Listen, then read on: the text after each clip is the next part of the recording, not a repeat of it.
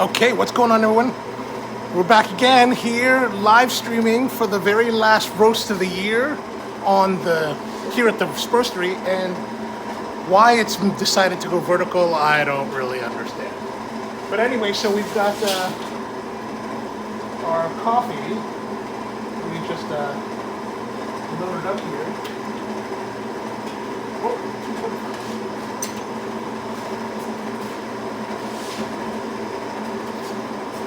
So I'll tell you about this in a moment. It got a little bit hotter than I'd like to have it.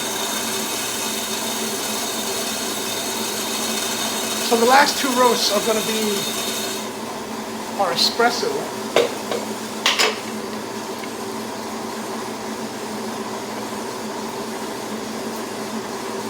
And the espresso is a blend of two coffees right now. It is a Salvadorian washed that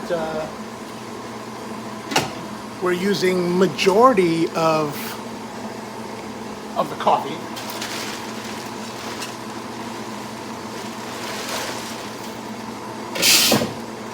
So in it, we're using it. I use it like to about a 70-30 blend for this one.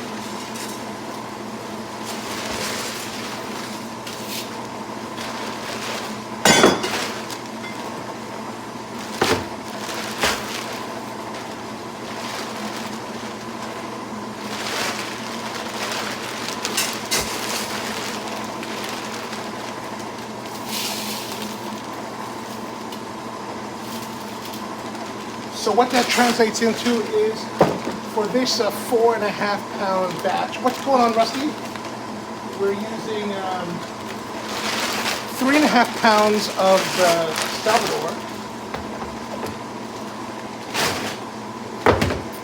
and a pound of a wash coffee from Honduras.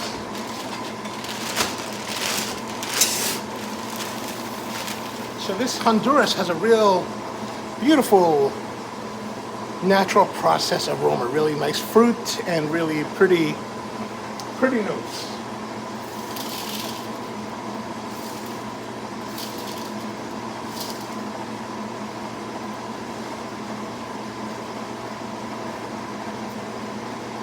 There we go.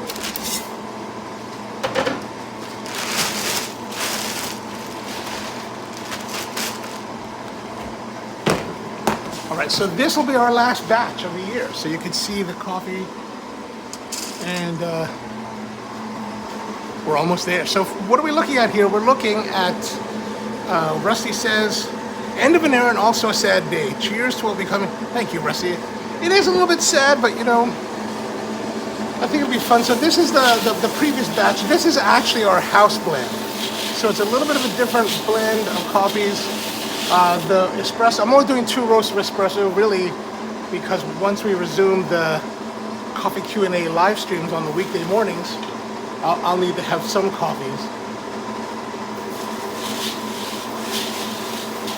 But as you can see on this machine, the stirring arms, we don't have stirring arms, and I have to do it manually, and I'm also using a fan to help blow the cold air. And the doors are open, so it's pretty cool here. So the cooling of the coffee is relatively quick.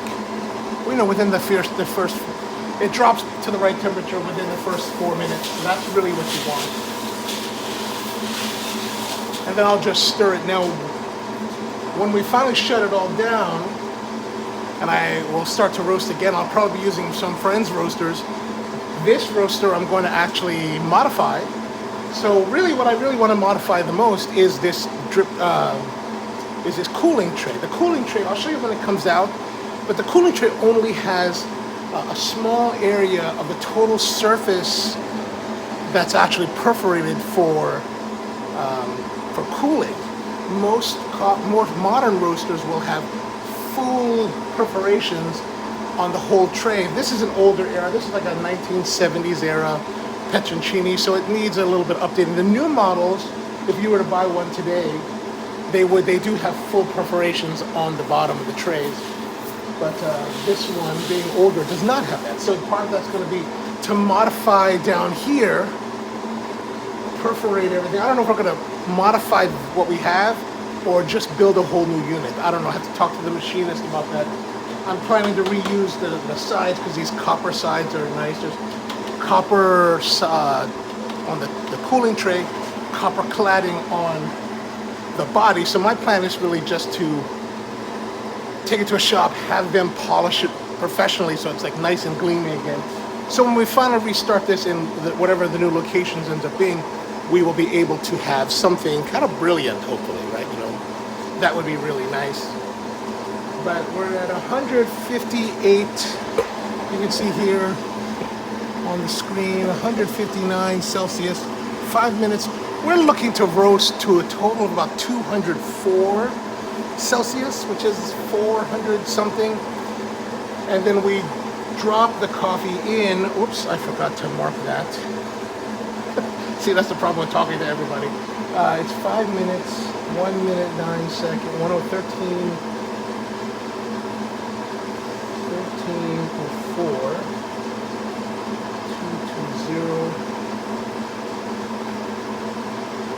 Okay. We might be able to squeeze one more. Maybe there's 2 more rows left. I don't know. But I just want to come on here and show you what we're doing, since it's been a while since we did a live stream. But in case you're wondering, the Coffee Q&A live stream on weekday mornings will resume in January. Not sure exactly what date, but for certainly in January. The intention is to start broadcasting again.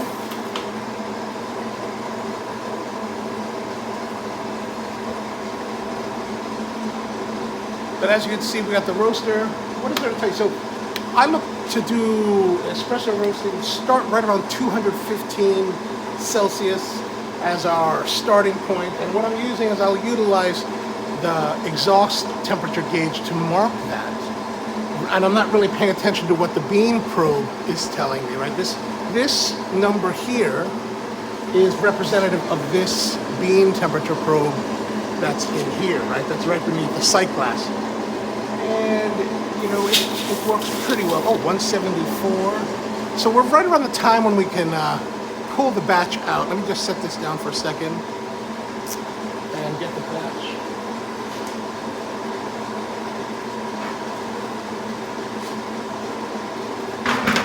So we're just going to use this bucket.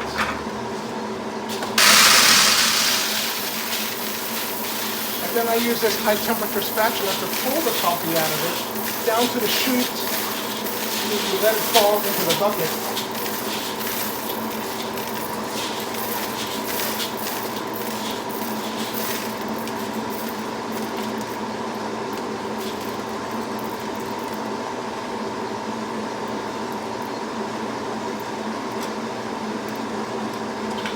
So let's see here, we got the coffee. There it is. Let's bring it over here to the scale. So we've got a scale set up here. We're looking for 3.74 pounds. Oh, that's not gonna go there. And we take that back here to calculate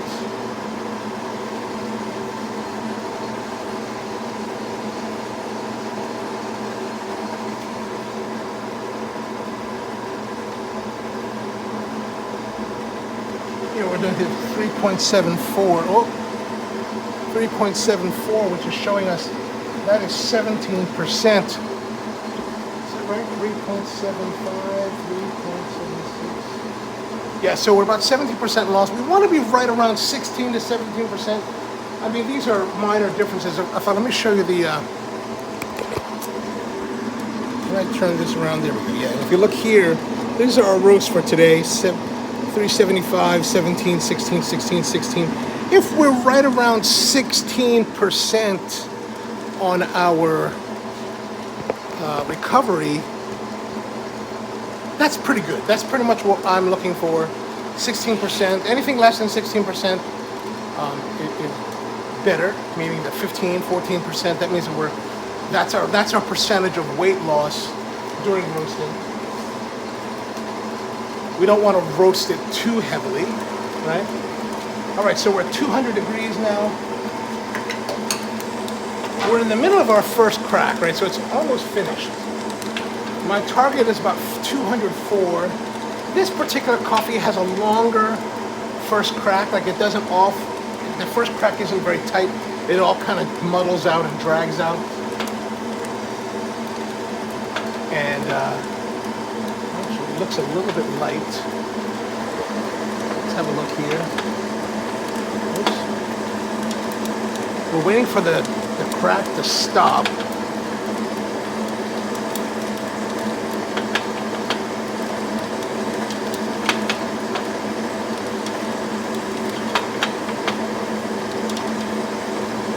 Okay, I think that's pretty much slowed down. We're at 10 minutes on total time. We're going to wait about 30 seconds. So should be around 10:30. I think we're going to hit probably 210. And then it'll be time to pull it. Oh, 10, 11, 10, 21. We'll bring it right to the beginning of just under the beginning of second crack. So as it should crack a little bit once it comes out.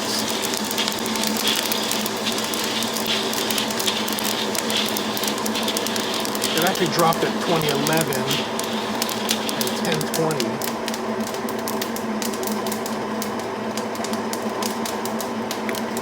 So a little bit of crackiness there, but there you are. Nice medium roast. Really like to bring out the caramelization, the Maillard reaction. I like to get a little bit more of that body, that more like sweetness, right?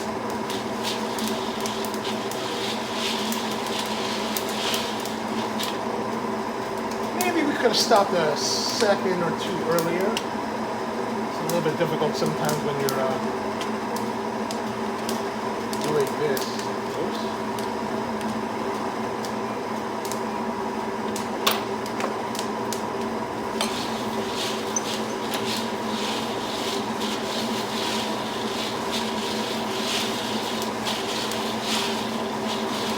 So now we really want this to cool as quick as you possibly can. Michael, how are you, man? Good to see you. Happy holidays to you as well. I'm glad you could spell it.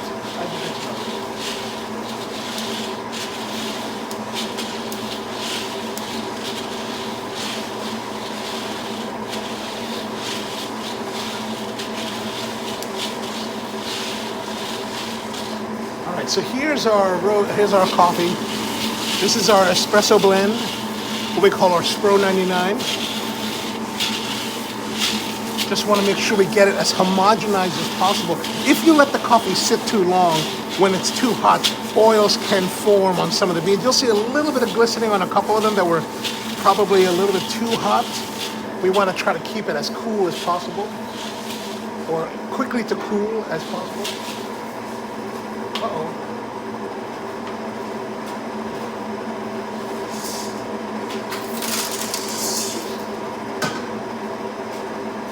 All right, so here we are with I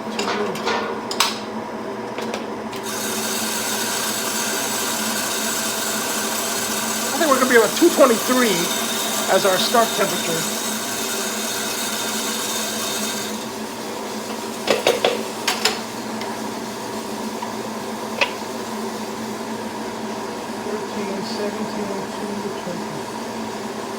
All right, let's see if we can get one more load out of the coffees.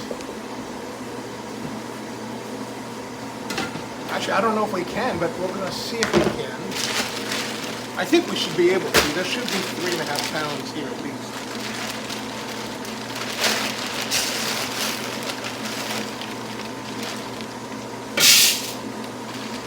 Oh yeah.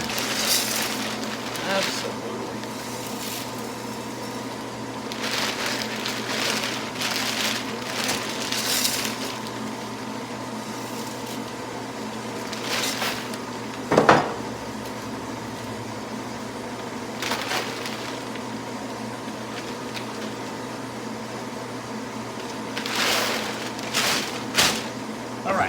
This is 3.5 pounds of our Salvador, our washed Salvador. There's a good look at it. You can see the coffee nice and clean, really uniform This coffee though has been roasting a little bit odd in that the first crack lasts really a long time, almost to the point where it merges into the second crack. Almost. The distance between the end of first crack and the beginning of second crack on that coffee is actually quite narrow, because whatever about the density means that it just takes a little bit longer. Now the next one is our natural process Honduran. This is from Comayagua by the Flores family. Beautiful stuff.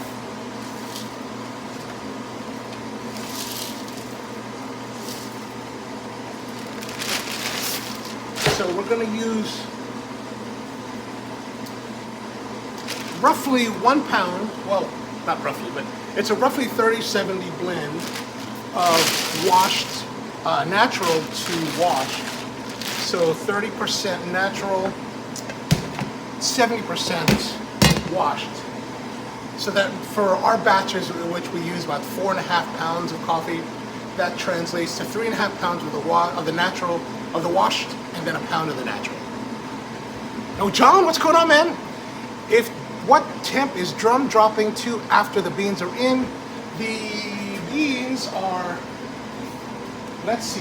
So with the one that we just loaded in, so this is going to be reading off of the, what do you call it? Off of the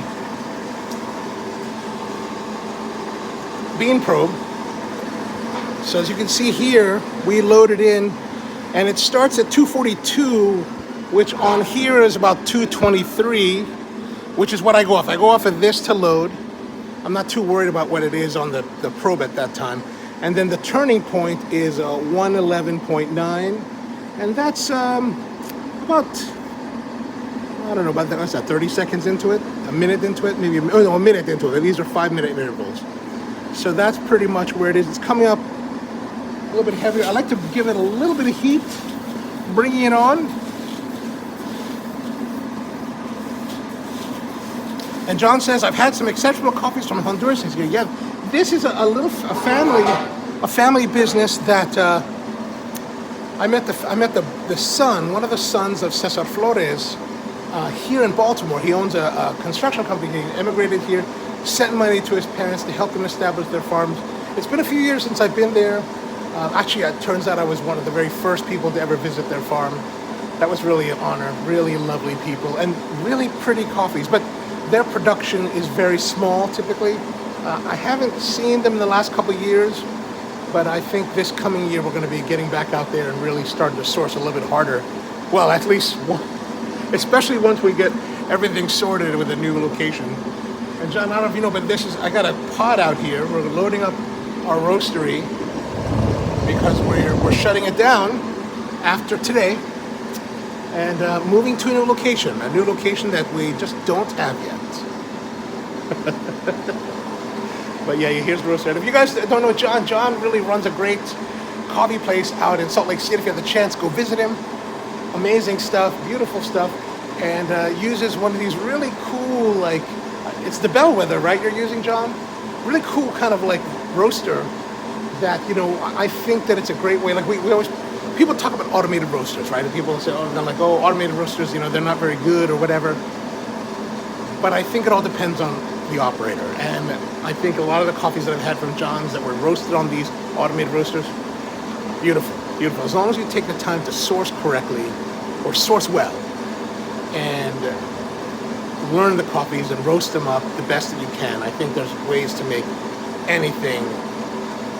No Bellwether. Okay, so I know it's one of those. I can't remember the name, sorry. I'm just presuming. But yeah. So, well, since you're with us here, John, I'll show you around a little bit more.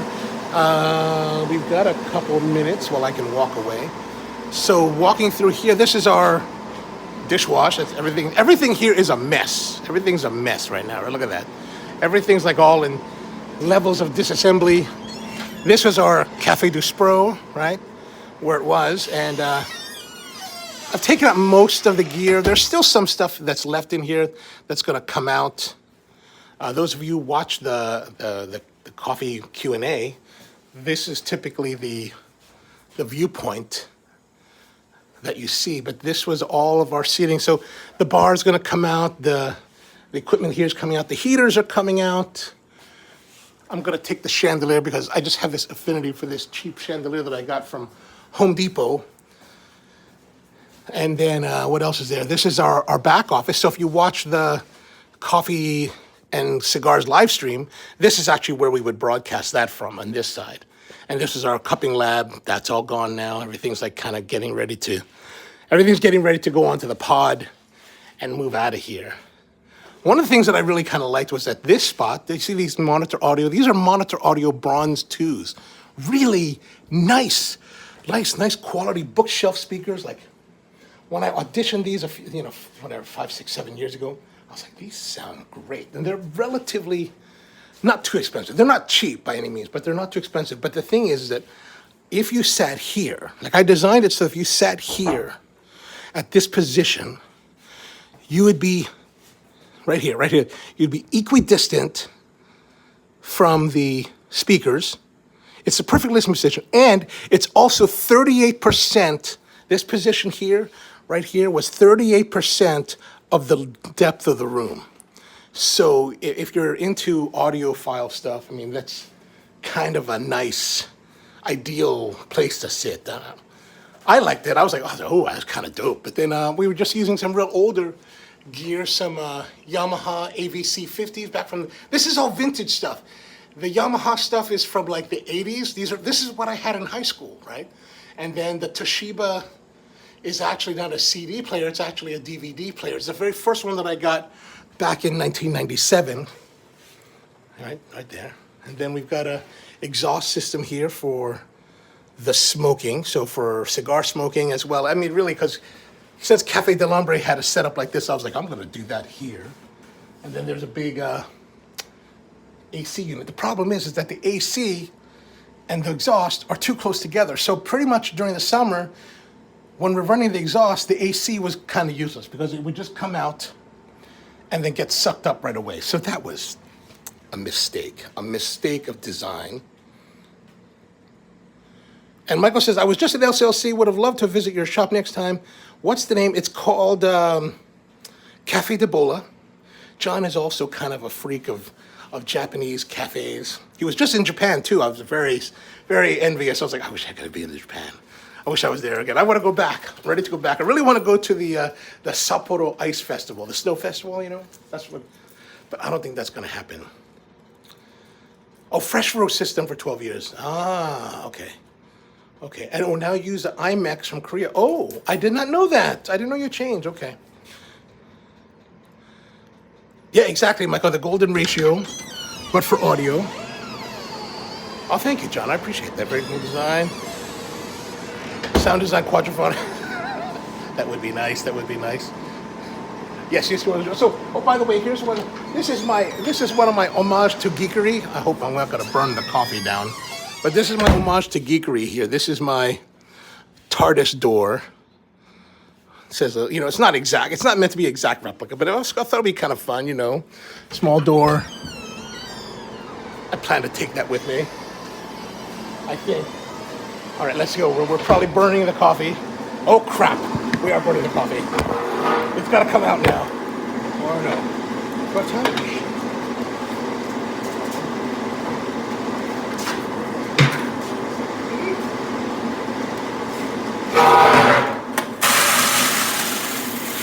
This is one of those times when you make a mistake and you're about to burn the coffee. Where are we in time-wise, temperature-wise? We did 211 last time. We're at 210. I gotta pull it now. Out, somewhere. 10:34, 211. Ooh, baby. Too much talking.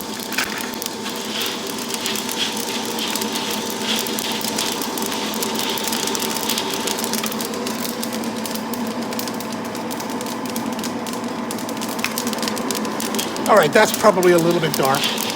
Slightly dark, look at that. Oops. This is why you really shouldn't walk away from your roasting, especially when you're talking to people.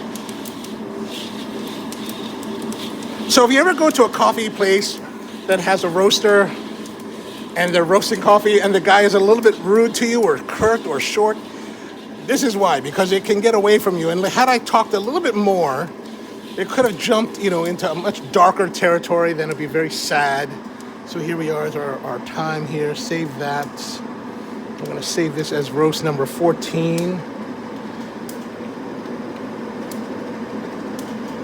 There's always some housekeeping to be done. All right, a little bit on the... Oh yeah, a little bit. That's all right. Turn off the heat. All right, then that's kind of it. Problem is, my pants are always falling. My biggest problem in life is not the tummy, right? People always think, oh, you're a big guy, so you must have the tummy problem. The tummy is not the problem. The problem is actually the butt, right? The butt is very small, is very flat, right? Some people have a little bit of butt that sticks out, so it helps because the pants are always kind of riding on the butt. I don't have that. I have a tummy, but I don't have a butt. So my pants are falling, and now that I've kind of lost some weight by, it seems worse. Like, I can even tell by like my wristband, right? Look at this. This never used to be able to pull that high. Used to be only wearing it like that. Right now it's like this. I'm like, don't worry, it's not anything untoward.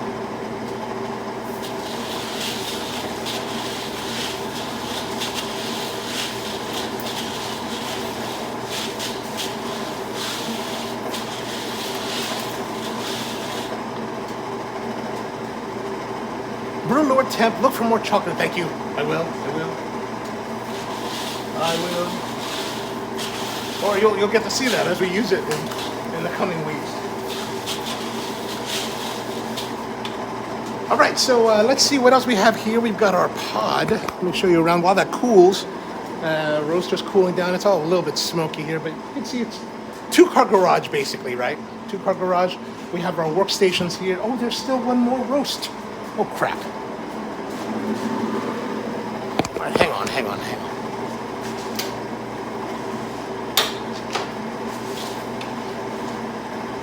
This is what happens when you are confused on what you do. So there's one roast. There's one roast here. Okay. So this is the other roast. Okay. 374.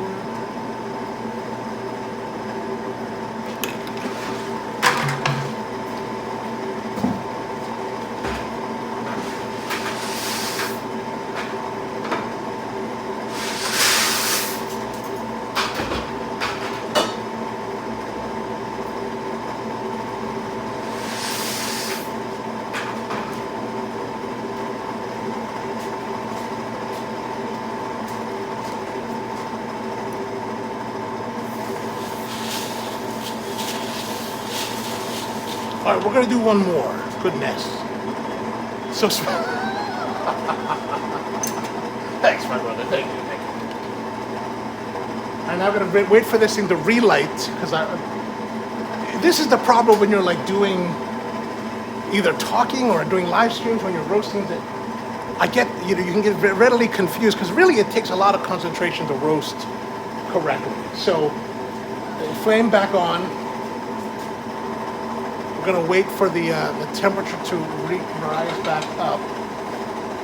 Reset this, go for that.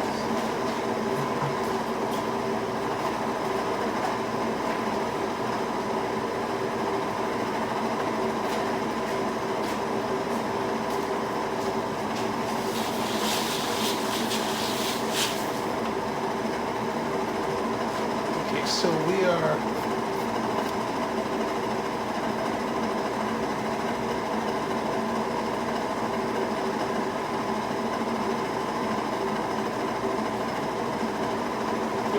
$450. We're waiting for this to come up a little bit more.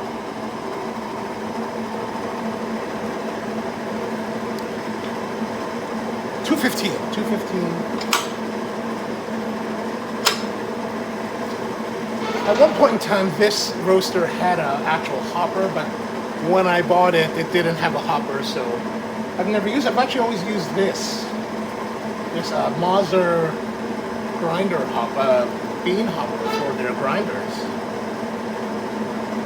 I think it's for EK43. I don't know.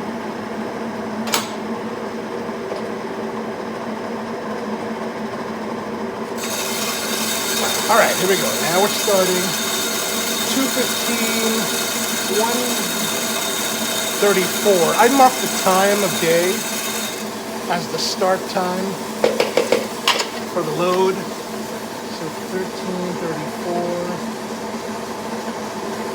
2:15. All right, there we go. Now we're rolling. Now we're rolling, and I'm in my haste. See, this is the problem.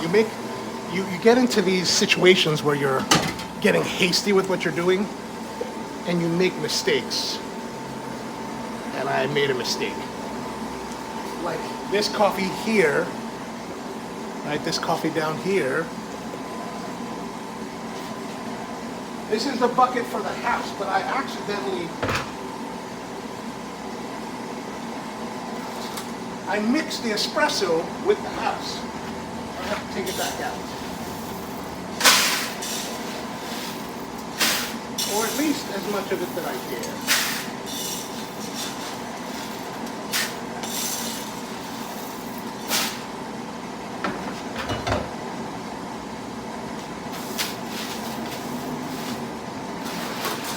Yeah, that's a little bit. All right, so this is our house blend. So this is going to be some of our stuff for using as well as for clients that need some more coffee. We've got that ready for them.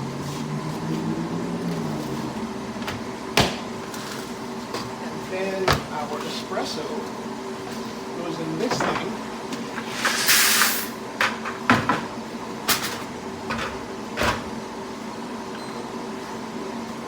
All right, there we go.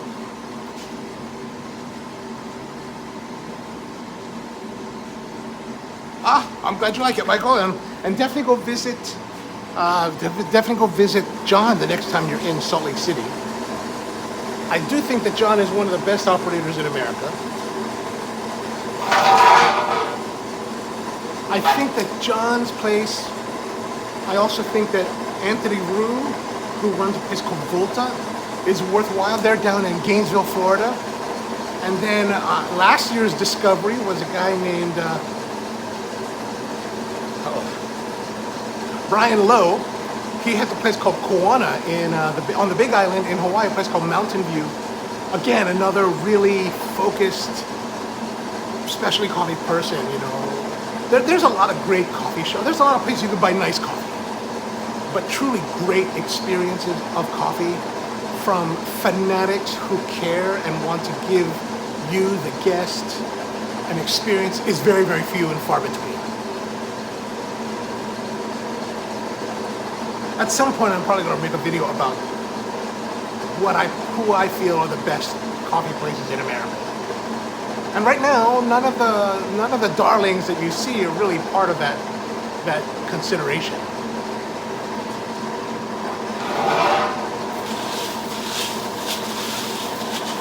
All right, so let's have a look at our roast.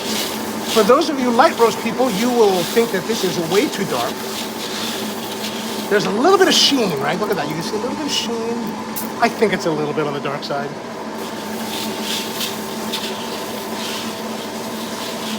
Just a hair. Just a hair.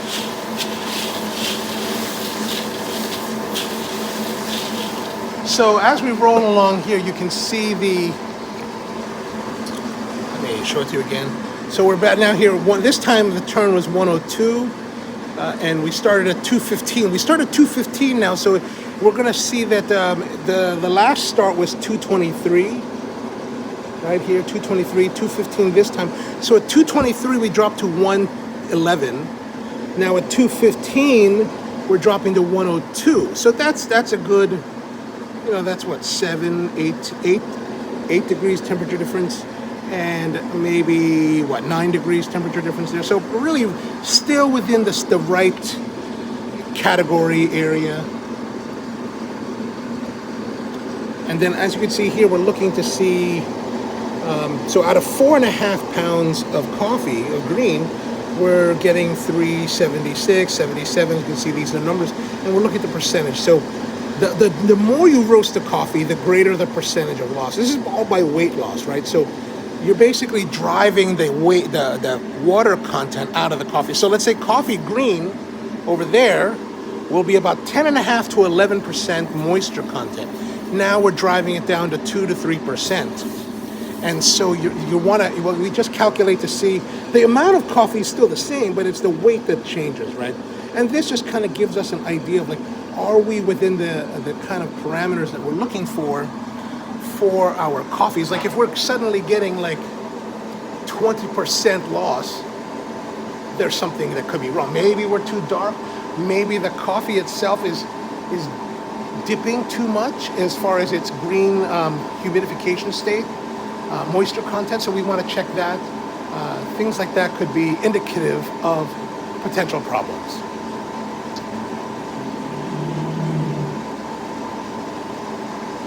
One of this one. I call it a very dark medium. Yeah, it's definitely a very dark medium. Like actually, to be honest with you, sometimes, like I've had a couple roasts that we take a little bit into this realm because a couple of our clients like it a little bit of this dark, and it's like, I don't know if I like it as much. I wonder if that's a cool thing about a progression of my own palate. Like, I kind of think that in the past I might have liked it more. I don't know. But as you can see here, let's turn this around. You can see the coffee is roasting. We're past the green phase, and now we're really through the drying, right? We're starting to get coloration change. This is actually the aroma. This is my favorite part of the aroma, right? This is the grassy hay smell. I really like that, just for my own personal fun. But as you can see, the color is not bad. It's just changing. So this is where it starts to absorb the heat of the coffee after drying out. And we're 6 minutes, 51 seconds into it, about 170 degrees Celsius. And as you can see, I'm not using anything like fancy. Like you go to a lot of these coffee roasters and you talk to them and they're like, oh, you have to buy all this like fancy software and gear. We're very much like raw bones. We don't really want to have too much automation, so we just kind of use this as plotting. And actually, for the first 8 years of running the roastery, the only measurement that I had was this gauge here, right? This analog Celsius exhaust temperature gauge was the only one. And I remember when one of my mentors, Marty Curtis, he came down to help me install this roaster when I got it. And I was like, hey, Marty, what about putting in a bean probe? And he was like, no, man, you need to go learn. You need to really work it out without it. And I was like, what are you talking about? It's like, plot it out by hand and do all the work. And I was like, okay, that sucks. What about the computer? And he was like, no, do it. So I started out, and I was only going to do that for like maybe a year. And then it just, 8 years later, 8 years into it, we're still doing it. And basically, instead of like having this graph, I had a piece of graph paper that I was plotting every 30 seconds to 60 seconds, and then creating the curve by hand to see, and then calculating ROI by hand. And it was at the outset it was a little bit difficult, but after a while you get used to it, and then suddenly it's not that a big deal. But in many respects, like it made my roasting ability much more intuitive, so that when I go to other roasters, especially even ones that are running on Fahrenheit, like I don't really understand Fahrenheit for roasting. Like I just don't have that correlation because everything's been in Celsius for my mind. And so, but going to larger or smaller scale roasters has been relatively easy because, the principles are relatively the same, right? And I'm listening and feeling it out more than just watching a graph and watching the calculation. Like this thing will show this thing will show us the graph, right? So it graphs out. So that's super nice. And then it even calculates your rate of rise per minute, like 11 degrees per minute. But really now I kind of don't pay so much attention to that. Oh, we're at 193, so we're getting our cracking. Let me put this on the stand because I need to pay attention now, otherwise we're going to burn our coffee. Oh, this has to come out.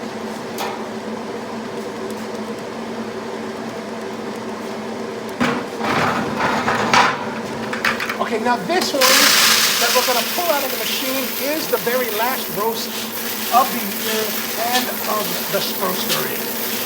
This is it, the end of days, end of days, end of days.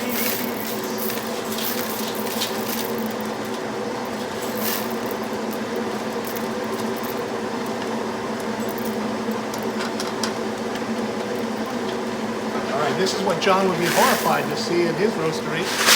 Actually, it's not too bad. Look at that. That's not terrible. That's not too dark, is it? 203. We got still some cracking going on here.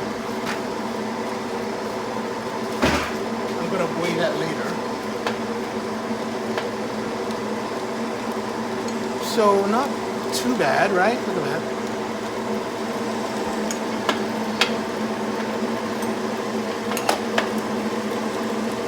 I think we'll take it to 20. Oh, we should stop soon. Let's stop soon. 209, 209, 47. 209, 10, 47. Power off.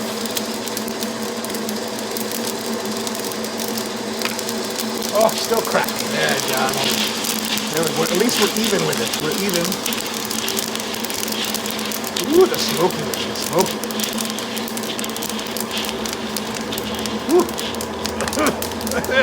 Lord. Mamma mia. Something's on fire. I had a chat fire the other day. 2 days ago.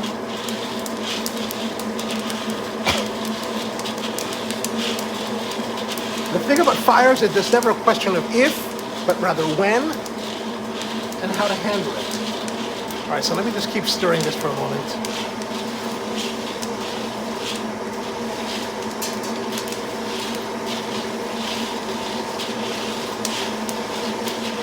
Probably should have stopped at 208. Maybe 207. This is a little more glistening than the last batch, but it also is, while the time and temperature was similar or less, it actually was a lot higher on the heat because I restarted the roaster and gave it, a little bit more power. So that's always going to affect what you're doing, like how much power you give heat-wise. And a little bit glistening. It's just really for my own consumption. Maybe I'll make latte art videos. So let's have a look here. I'll let you see. The glory.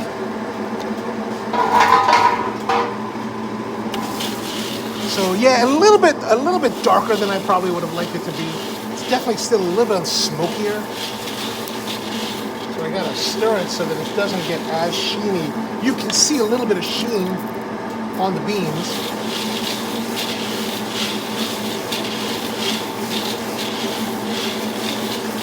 I really probably shouldn't be roasting while live streaming. Okay, that's roast number 15.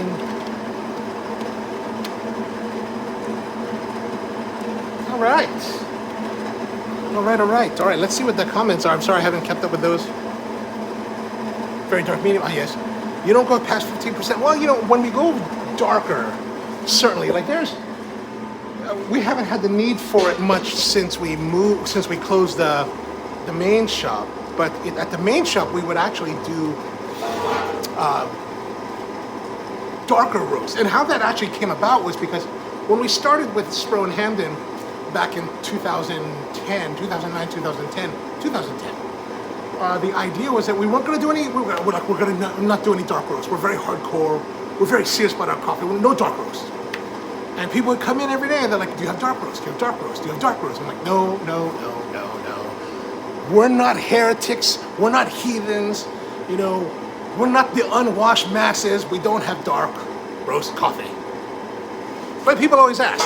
And so one day, I'm at the roastery, the other one, not this location, and I'm roasting coffee. And sometimes you get distracted and you burn it, or not really burn it, but you know, it definitely got it past this point, right? Like darker roasted coffee, and so you hear all these guys in our business, and they're like, if it's dark roasted, we just throw it out. Like, what are you, crazy? Like, this coffee costs $6 a pound. I'm not gonna throw it away just because it got a bit darker, right? Like, you would have to like have it burn in order to be really dark. I'll actually show you one of those in just a moment. But like, I was like, that's crazy. So, what to do with it? All right, people always ask about dark roast. Let's take it to the shop and see if it'll sell. And so we sold it. We sold it like by the cup, and it was great. People loved it, and the nice thing is that we weren't like, a lot of people will buy, who do dark roasted coffee, they don't show any respect for it, right? So it kind of taught me a little bit more about respect for the coffee, no matter what roast degree. And a lot of people will buy coffee for dark roasting. They'll buy the cheaper stuff. They'll buy something that's cheaper. They'll look for ones that have maybe a little more defects, because the theory is that when you're burning it, you don't have to worry so much about those things. But I think that even when you dark roast the coffee, the quality of the coffee shows through, unless you go to the complete char. Now, there is a time when you go to complete char, like when we first opened here in 2018. So we took over the space at the end of 2017, and then by the end of January 2018, we had built out enough of it that we could start operations. And it was Valentine's Day 2018, and I'm standing here roasting, and I'm packaging. And like I said, it's never a question of if, it's a question of when. And I got distracted, and I look at the roaster, and the digital readout was saying, what did it say, like 330 degrees Celsius. And I was like, oh. And no matter how much you get taught to do certain things, sometimes you make a mistake, and that was definitely one of the times I made the mistake. I was like, I'm in trouble, right? The thing is smoking, and the thing is like way too hot. So I shut off the flame, which was a good thing. Shut off the flame, and then I was thinking I need to get the coffee out. So I walked over, popped the door open. Now here's the thing: when you have a fire or a roaster that's overheated, like coffee's overheating and all this, leave it. Shut off the flame and then leave it. Don't do anything else. Because the moment you open the door you now inject, you've got an environment that's relatively contained. But once you open the door and you bring that coffee will start to come out. And you're also now introducing the air, the oxygen, to the chamber, which makes it a combustion chamber, which will cause the entire thing to ignite. Like inside the roaster, it wasn't igniting. But once that door opened, man, that thing exploded. It didn't just ignite, it exploded, right? It exploded to the point that, where is it? This is the pipe that comes out of the roaster, right? The main exhaust. This blew apart. This goes to the chaff collector. This chaff collector goes up and then makes an elbow here that runs out the building, and then goes up to the roof, past the roof line. This 90-degree coupler blew apart into 3 pieces. We blew this whole stack out, blew this apart. There is now flames shooting out of the fire, the chaff collector. The coffee that has been open on the door is now in here burning with great effect. And I was like, oh my gosh. And like, it's, I had this installed, the hood, but it's getting around that. It's like, especially over here, it's licking the ceiling. It was starting to, I was like, it's going to lick the ceiling. It's going to ignite the new drywall, and the whole building's going to burn down.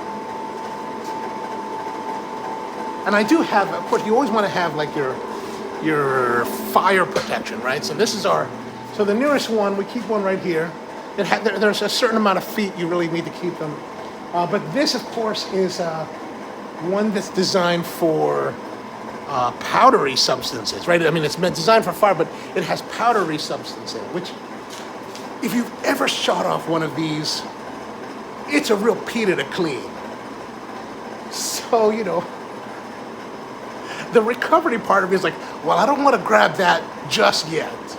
But we did have a hose. We do have a hose bib. There's a hose bib back there. It's obscured now, but it wasn't obscured at the time. And that, I was able to grab that and doused it with water and, was able to keep it under control. But man, it was thick. It was coming out of the doors. Like, it was really bad. My neighbors were like, are you all right? I was like, yeah, I'm cool. But we're talking about dark roasted coffee, right? So I had this sample. This is when you get to the point where dark roasted coffee is no longer ideal. All right, this is quite literally charcoal coffee. Look at this thing. I think this might have been the coffee that was in the roaster when it burned. I think that's what it was. Yeah, this has got to be what it is. And it's really just charcoal. So the stuff that didn't burn completely to ash, I kept. And my plan really, it has been to use this to cook steaks. I just never took the time to do it. I gotta try that soon. Maybe in the springtime we'll do it. All right, I see some comments here. Sorry to keep up. Oh, thank you for the next adventure. I hope so. Charlie Sheet. Oh, nuts. Being there, but don't roast away any varietal flavors. Use coffees that lend themselves to beautiful. Yes, agreed with that for sure. Yeah, and as you can see, guys, John talks about the fire. We've all been there. Like, this is actually the story I was telling about in 2018 is the second time this roaster has caught fire since it's been with us. One of my general managers a few years before that caught this roaster on fire, and evidently it was pretty bad. Like, I was away. It's one of those things when you own a business, right? And you start, like when I started out, and I would go traveling, staff would call, and I would be like, always like, what's going on? What burned down? Right? What's on fire? Right? And they're like, no, everything's fine, this is blah, blah, blah, whatever, like minor stuff. And I was laughing because I told Sarah Walker, she owns a company called Vent Coffee today. Really great person, great friend, great coffee person. And I was on a trip, and I come back, and she's, well, I just want to tell you that we had a fire. I was like, what? I was like, yeah, it was pretty bad. I had to repaint everything. I was like, what? Really? You had a fire? I said, she said, I don't want to call you because I knew you were busy. And I said, you know what? I appreciate the fact that you took care of everything and I don't have to worry about it. But it's okay to call me. It's like for those kind of things, it's okay to call and say, hey. She's like, I just didn't want you to worry. I said, oh, okay, cool. All right, so that's pretty much where we are. Our roasting is done for the day. Our roasting is done for the location. We're going to wrap this location up. The end of our Sproastery, at least in Cockeysville, Maryland. Gave you a little bit of a tour of it. Our pod, did you see our pod? I don't know if I showed you the pod. Let's go have a look at the pod. The pod is here. So you can see the safe doors on the floor. These safes are really like beasts. This safe, it's a beast, man. It's not a fire retardant safe, so like if it catches fire, it will burn. But man, I've had it for like the last 10 years. And it's a beast to move. It's a beast. Actually, the box is not too bad. But the box, you bolt into the floor. But the door, my God, this door is like... Now it's like Jenga, or whatever you call that, to figure out how do you get everything to fit into this 16 by 18 pod. It's not a container because it's not actually a container. Like you can see on the inside here, let me take on a little tour.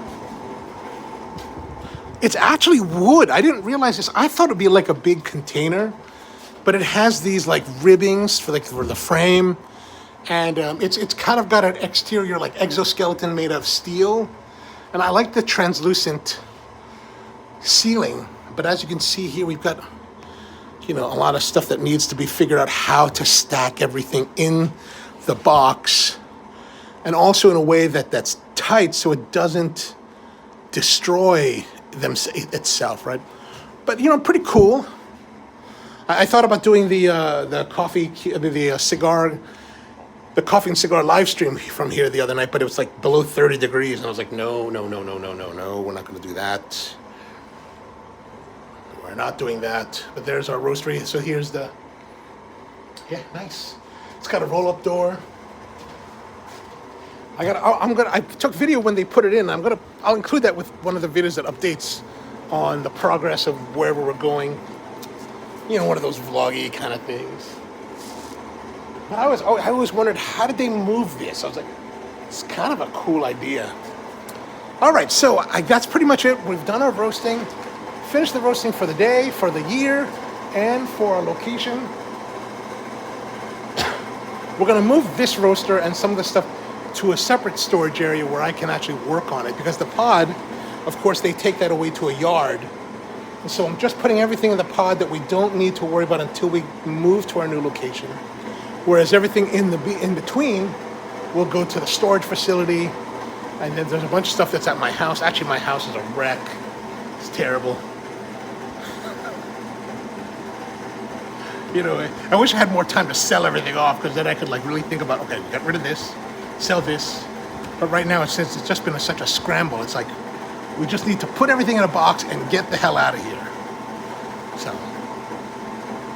all right, anyway, so that's pretty much it for today. Thank you very much for tuning in. Glad you were here. Gosh, I can't believe it's been almost an hour of us babbling away. I hope this gives a little insight into things, but we'll be back again with the Coffee Q&A on our daily live stream, probably starting sometime, maybe by mid-January, I'm going to say, by mid-January. My niece, I have to take my niece, I have to help her with her party. It's her birthday on January 4th, and so January 6th, 7th, she has this thing, so it'll have to be after that. Yeah. All right, so I hope you got all your Christmas done. I haven't got anything for my mom. Like, oh, I'm a little bit stressed about that. I got anything my niece and my nephew, they're fully taken care of. Actually interesting, you know, like my nephew, he's really into video games, like Nintendo Switch. Did you know you could buy that stuff and it would be delivered online, so you don't have to go to a store and buy it and physically buy it? So now I've done that, and I got a little subscription for this gaming service, but I don't really have anything physically to give him. So I have to figure out what physically to. I got some comic books that he likes. My niece I got her some, what she asked for, some roller skates, some inline skates. Don't tell her. But my mom, I have one for my mom. I got my dad a shaver. What else did I buy? I don't know. Anyway, hope you guys have a great holiday. You too, John, man. Hope I Ching and your boys are good, doing well. And yeah, everybody else, thank you for tuning in. We're gonna be back again soon. And yeah, there won't be any like main videos for probably the next 2 weeks, just because I've got so much going on. I'm really just trying to get all this finished by the end of the year, and then I can finally be a little bit less stressed. But yeah, all right, so thanks for tuning in. Hope you have a great one. And from the roastery here, see you next time. Thanks, Michael.